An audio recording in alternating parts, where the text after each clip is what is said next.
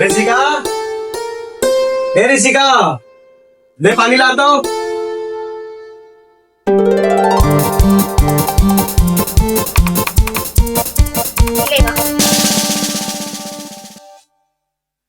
हाँ जी, सुना ना। ओ, बता ना।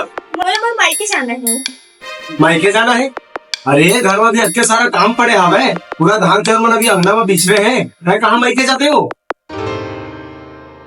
सुन तो।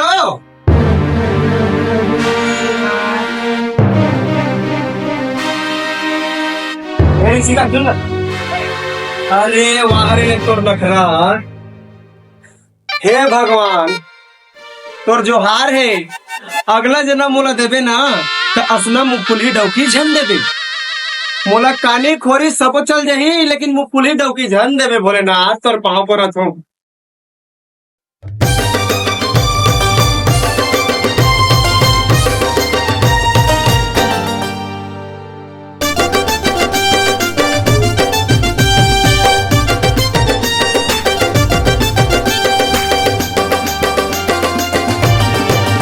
फैशन वाली मट मट हिटूरी चल जाही ना, कानी खोरी जक जक हिटूरी चल जाही ना। फैशन वाली मट मट हिटूरी चल जाही ना, कानी खोरी जक जक ही मोला चल जाही ना। मोला झन देवे भगवान, सुन तो मुँह फुल ही डौकी झन देवे। मोला झन देवे भगवान, सुन तो चिर चिर ही डौकी झन देवे। ठाड़ मैं कुंवारा रहूं ऐसे ही मर जाऊं, झन झन फट फट ले बाहर जिंदगी ला बिताऊं। मोला झन देवे भगवान, आगी लगैया डौकी झन देवे।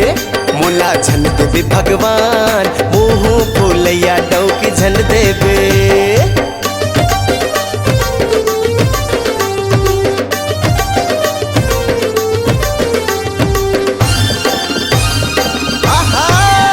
ना ना ना ना ना ना ना ना ना ना ना ना ना ना ना ना ला ला ला ला ला ला ला ला ला ला ला ला ला ला दर दा दा।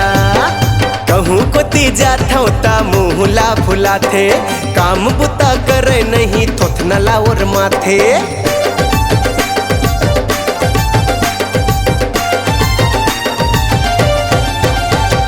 कहूँ कोती जाता ता मुँह ला फुला थे, काम बुता करे नहीं थोथ न ला और माथे। मोला झन देवे भगवान, लिखरी लिखैया डौकी झन देवे। मोला झन देवे भगवान, सुन तो झन झन ही डौकी झन देवे।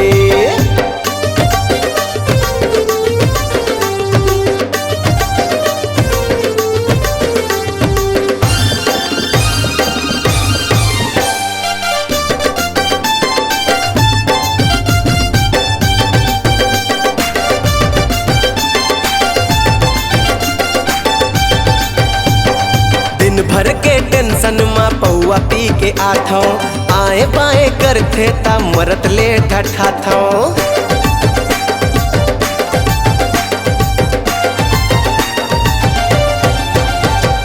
दिन भर के टेंशन में पौआ पी के आठो, आए बाए करथे ता मरत ले ढठा थो।